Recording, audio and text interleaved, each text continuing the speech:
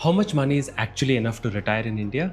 Because if your number is wrong, you either waste 5 extra years working unnecessarily, or worse, you run out of money at an age when you can't earn anymore. You've spent about say 10, 15 or maybe even 20 years grinding it out in Singapore, Dubai, London or the US. You've saved religiously, built a real net worth, and somewhere in the back of your mind, there's always been this picture. Coming back to India, retiring comfortably, never having to worry about money again. But the question almost no one actually answers properly for you is exactly that. How much is enough? I'm not talking about some random number floating around on Instagram, and I'm definitely not talking about those NRI retirement calculators online, most of which, by the way, will quietly understate your numbers by 5 to 7 crores. And here's the dangerous part. Most calculators don't lie to you directly. They just make assumptions that are too optimistic, higher withdrawal rates, lower inflation, shorter lifespans, which makes your number look safe when it really isn't. I'll show you exactly how this plays out in a minute. What I'm talking about is a real, calculated, inflation-adjusted scenario-based number, your number, because the corpus of a 45-year-old Gulf NRI needs to retire in Pune is completely different from a 55-year-old US-based professional who needs to retire in Bangalore. And if you get this number wrong, you would either overshoot and grind for 5 extra years you didn't need to, or you would undershoot and retire too early. It has very real, very painful consequences for the rest of your life. So today we are running the actual numbers, 3 NRI scenarios, 3 countries, 3 retirement ages. By the end of this video, you'll know exactly which profile you actually fit into and what's your real number looks like. Stick with me because at least one of these scenarios is going to challenge what you currently think your retirement number is. And one of them might genuinely change your timeline. So without wasting any time, let's get into it. By the way, I'm Nikhil. I'm a chartered accountant by profession with nearly 2 decades of experience with EY, PwC and one of India's top wealth management firm before launching my own startup. This is Finicky, where I simplify money the same way I practice it. Now, before we jump into the scenarios, let's quickly nail down 3 pillars that hold up every single retirement calculation. Because if you don't understand these, the numbers won't mean anything. And you'll fall for the same trap most online calculators will set you to. And also throughout this video, you will keep hearing me use the term FIRE. That's a short form for financial independence, retire early. It's the goal we are actually calculating for. So pillar number 1, India's inflation rate. India runs at roughly 6% inflation per year. Here's what it actually means for you. The same lifestyle that costs you 1 lakh a month today will demand approximately 1.8 lakhs a month from you in 10 years and close to 3.2 lakhs a month in 20 years. Same lifestyle, just more expensive. This is the silent enemy of every retirement plan. So every expense number we use today has to be inflated forward to your actual retirement date. Pillar number 2, the withdrawal rate. This is the percentage of your corpus you withdraw each year to fund your lifestyle. The world follows the famous 4% rule as a benchmark, but for India, because our inflation is higher and because NRIs retiring here often have 30 to 35 years of retirement ahead of them, I'm using 3.5% as a safe withdrawal rate. But 2.5 is more conservative if you can afford that. And when you're actually planning for decades, conservative is exactly what works in your favor. The formula is simple. Your required corpus is essentially annual expenses at retirement divided by 3.5%. Let me translate that into something more human. If you want 1 lakh per month in retirement, which is exactly 12 lakhs a year, you don't need 1 crore, you need roughly 3.4 crores backing it. The corpus you actually need is always a multiple of your expense, never close to it. So if you've been thinking 2 crores should be enough, it's almost never enough. Log this formula in because we are about to use this 3 times and the numbers it produces are going to surprise some of you really. Pillar number 3, post-retirement portfolio return. Here's why the 3.5% withdrawal rate actually works. Once you retire, you can't take the same risk you did while earning. Your portfolio has to shift to something from aggressive growth to a balanced income generating model. A realistic blended return for a well-diversified post-retirement portfolio in India spread across equity, mutual funds, bonds, PPF and FDs is around 9 to 9.5% every year. Now watch this carefully. Your portfolio earns 9 to 9.5% every year. You withdraw 3.5% every year. The difference, that's about 5.5 to 6%, is what reinvests, compounds and quietly outpaces inflation inflation, keeping your corpus alive for 30 plus years. That's the engine that makes early retirement actually sustainable. Without that gap, the math collapses. Now, let's meet our 3 NRI profiles and pay close attention because one of this is almost certainly you. Scenario 1, the Gulf NRI who wants to retire at 45. So picture this. Kevin is 30 years old, working in Dubai as a mid-level finance professional. He's making good income, his Dubai expenses are manageable, and he's saving roughly 1.5 lakhs per month, around 6,700 dirhams a month. And he's putting into a disciplined portfolio: Indian equity mutual funds, some NRE fixed deposits, and a bit of gold. His dream is to retire at 45 and move back to India, maybe a smaller city like Pune or Jaipur, and live a comfortable but not extravagant life. He thinks 1.5 lakhs a month in today's money is enough for that lifestyle. Here's what that math actually tells him. Kevin has 15 years to build this corpus from age 30 to 45. If he invests 1.5 lakhs every month at an average return of 10 to 11% per year, a reasonable assumption for a long-term equity-heavy portfolio, his corpus at 45 would be around 6.9 crores. Now, what does he actually need? His monthly expense of 1.5 lakhs today, inflated at 6% year over year for 15 years, becomes actually approximately 3.6 lakhs a month by the time he turns 45. That's an annual expense of around 43 lakhs per year right from year 1 of retirement. Apply the 3.5% rule. 43 lakhs divided by 3.5 and Kevin's required corpus is approximately 12.3 crores. Look at the gap. He built 6.9 crores and he needs 12.3 crores. That's a shortfall of over 5 crores. And this is exactly where the calculators quietly mislead you. They will show you a smaller required corpus number because they bake in optimal withdrawal assumptions. The 3.5% rule is the conservative India realistic version. So what does Kevin need to do differently? Option 1, increase monthly savings significantly. At 2 lakhs a month, his corpus grows to about 9 crores. Closer to, but still short. To genuinely close the gap at 12.3 crores, he would need to push savings closer to 2.7 lakhs a month, which would build the corpus in the 12.5 crores range. Option 2, push retirement age back to say 48 to 50. 3 years to 5 years extra years of compounding plus contributions makes a dramatic difference. The corpus would likely cross 13 crores at his current savings rate, getting him much closer to the line. Option 3, retire at 45, but consider a tier 2 city like Indore, Coimbatore or Mysore. Your actual expenses could be 20 to 25% lower, which shrinks the required corpus meaningfully. So here's the lesson from Kevin's scenario. Retiring at 45 in India is achievable for a Gulf NRI, but the real number is far higher than the napkin math suggests. It demands either a higher saving rate, a flexible retirement date, or a smart geo arbitrage within India itself. Probably sometimes a combination of all three. Before we move on to Priya's scenario, if this video has already changed how you're thinking about your own retirement number, hit the like button and subscribe. It genuinely tells me this kind of deep analysis is worth making and it's adding value to you. Scenario 2, the Singapore or UK NRI who plans to retire at 50. Now, Kevin's problem was retiring too early with too little. Priya's problem is more dangerous because on the surface, everything looks fine. Meet Priya. She's 35, working in Singapore as a mid to senior level professional. Her take home is strong. She's saving about 3 lakhs per month, roughly about 4,500 Singapore dollars. She's been disciplined, investments going into Indian equity, mutual funds, some into her EPF, a bit in Singapore equities as well. Her plan?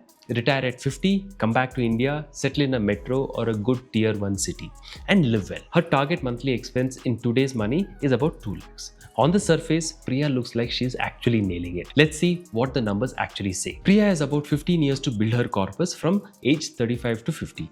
At 3 lakhs per month at 10 to 11% return, she will build a corpus of approximately 13.8 crores by the time she turns 50. That's a strong number. Her monthly expense of 2 lakhs today, inflated at 6% for 15 years, becomes approximately 4.8 lakhs per month, about 57.5 lakhs per year at retirement. Apply the 3.5% rule, 57.5 lakhs divided by 3.5% and Priya's required corpus is approximately 16.4 crores. And this is the moment most viewers in Priya's profile do a double take. Because she's built 13.8 crores, she needs 16.4 crores.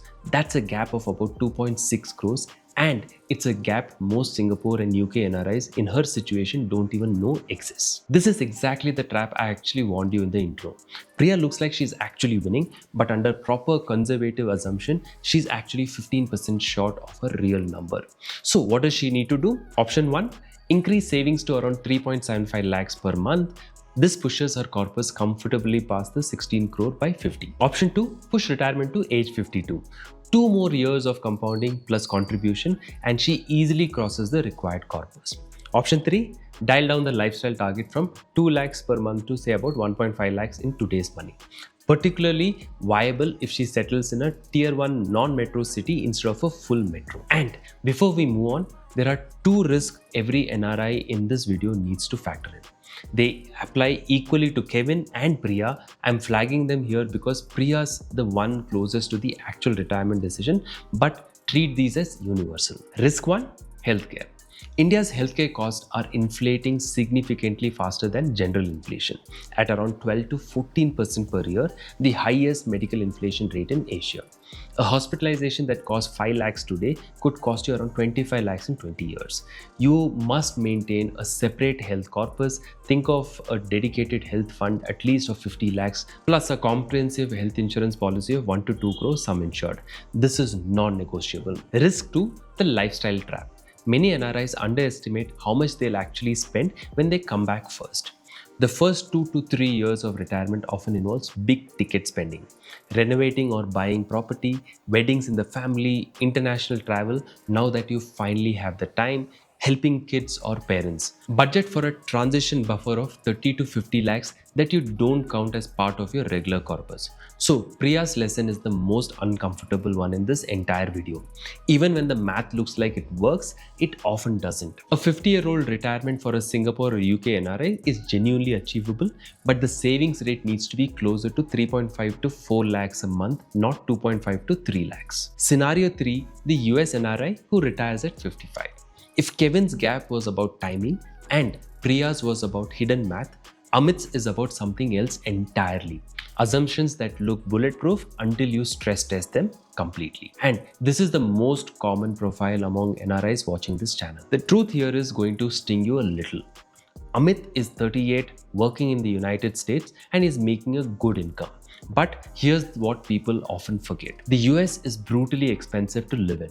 After federal and state taxes, rent or mortgage, health insurance, car, groceries, kids expenses, and the cost of maintaining a life in a tier 1 American city, a realistic net saving for a mid to senior professional is about $2,500 a month, which at the current exchange rate is roughly about 2.3 lakhs per month. If he is in a dual income household or has very lean expenses, maybe he gets to $3,500.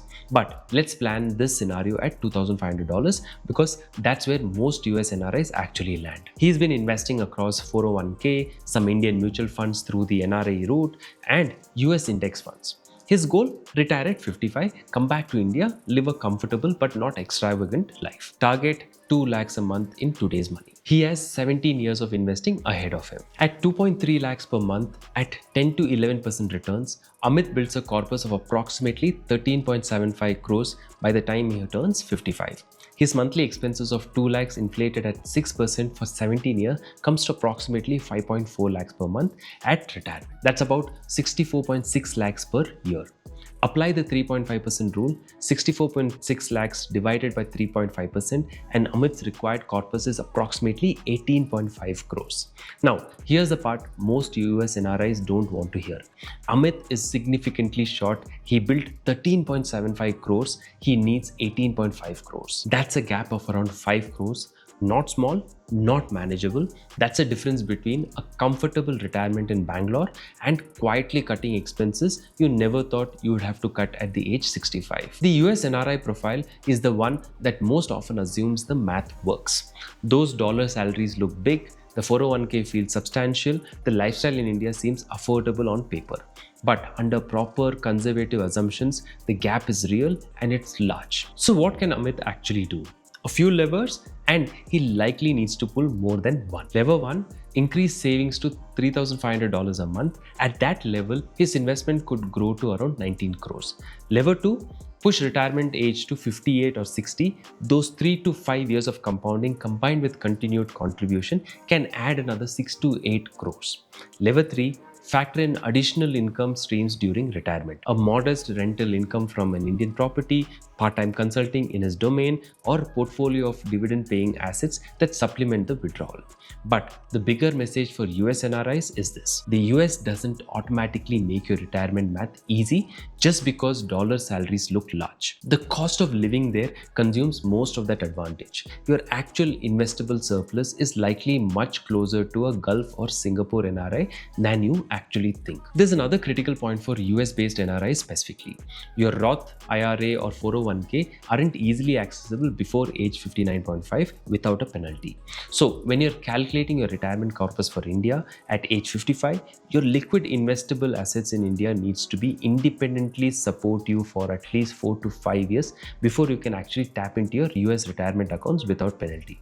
This is a planning gap many US NRIs completely overlook. Also worth noting, US India DTAA means that once you become an Indian tax resident after returning, your US income and capital gains will be taxed differently. This is where a cross-border tax advisor becomes genuinely important for you. Again, I've only taken scenarios of 3 jurisdictions, but more or less this should give a broad perspective of how it works for other countries as well. Okay, now you know your target corpus, but equally important is how you structure that corpus once you retire. Because a badly allocated corpus can run out even if the numbers look right on paper. Here's the principle: the older you are when you retire, the lesser risk your portfolio can actually afford to take. And here's how that plays out across Kevin, Priya, and Amit. Kevin, retiring at 45 with at least 35 years ahead of him, can and should take meaningful equity risk. Suggested allocation, say about 60% in equity, which is Indian flexi cap and large cap mutual funds, etc. 25% in debt instruments like PPF, bonds, RBI floating rate bonds, short-term duration debt funds, etc. 10% in international ETFs for currency hedge, and 5% at least in gold or so. And this portfolio can realistically generate about say 9.5 to 10% blended returns, which is crucial because he has such a long horizon. Priya, retiring at 50 with about 30 years ahead, should start dialing down risk. Bring down equity to around 50%, increase debt to say about 30%, keep about 8 to 10% in international exposure, and allocate about 10 to 12% to gold. Still positioned for growth, but with a stronger stability cushion. She could expect a blended return of say about 9 to 9.5%. Amit, retiring at 55 with at least 25 years ahead of him, needs the most conservative mix. Bring down equity to say about 40%, increase debt to say about 40%, keep about 5 to 10% in international exposure, and allocate about 15% to gold. This protects the portfolio from early retirement market shock while he's withdrawing from it. A blended return of about 8 to 9% is reasonable in this case. This isn't a fixed formula. Think of it as a starting point. Your exact allocation should depend on your risk tolerance, income source, and how comfortable you are with market volatility. And there's one more strategy I want every retiree to know about: the bucket strategy. You divide your money into 3 parts. First covers 2 to 3 years of expenses in cash or liquid FDs, so you're never forced to sell in a bad market. The second holds 5 to 7 years in safer debt instruments. The third is in equities for long-term growth. You spend from the first, refill it from the second, and top that up from equity gains over time. I've made a detailed video on this. You'll see the link somewhere here, or it'll be linked in the description. It's simple but super powerful. Now, we have handled the math, but here's where most financial planning videos stop and where I think the real video begins. Because here's the truth: you can have the perfect corpus, the perfect portfolio, the perfect withdrawal rate, and still be caught off guard by things you never planned for, emotionally and practically. So I want to be straight with you about 3 things that genuinely surprise NRIs who choose FIRE. Surprise 1: at first, you will spend less than you actually think. Sounds like a good problem, and over time it actually is. But in the early months of retirement, many NRIs feel an unexpected hesitation around spending. You've spent years saving where every rupee had a purpose. Suddenly, shifting to spending doesn't feel natural.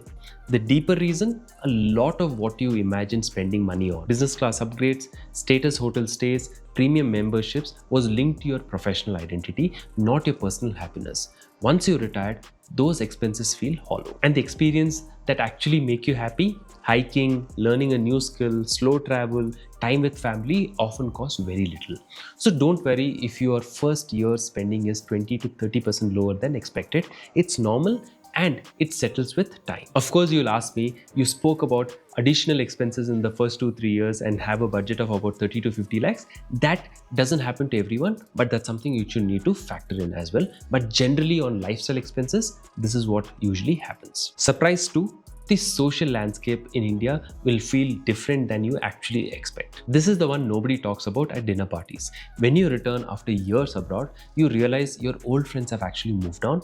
Their lives revolve around their kids, routines, and fixed social circles that don't include you anymore.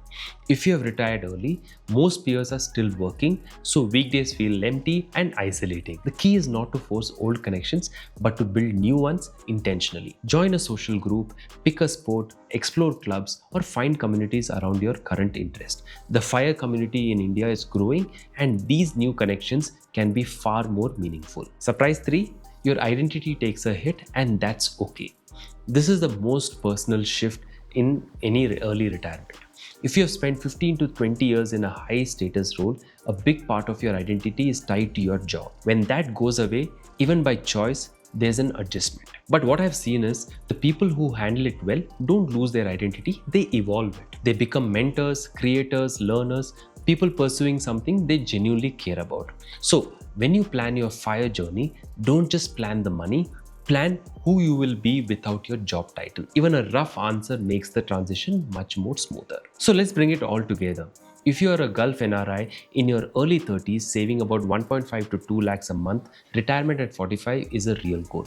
But the actual required corpus is closer to 12 crores, not the 6 to 8 crores most calculators suggest. Bump up your savings rate, plan for healthcare, and be flexible about where in India you land. If you're in the Singapore or the UK in your mid 30s saving 3 lakhs a month, you're closer than most, but probably 15 to 20% short of your real number under conservative assumptions. The fix isn't dramatic. Push savings to say 3.5 to 4 lakhs or extend your timeline by 2 to 3 years.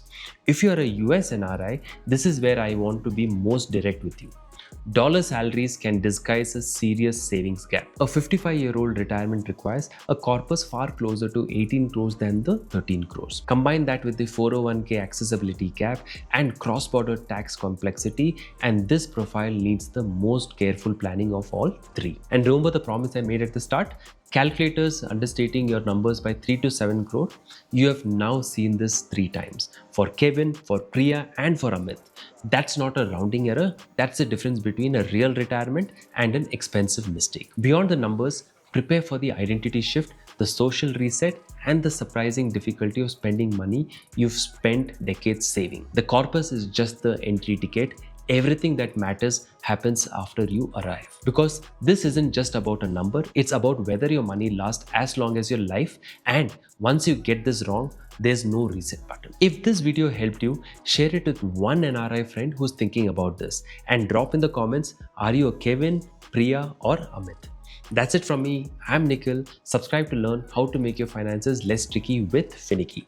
Thank you for watching, and I'll see you in the next one.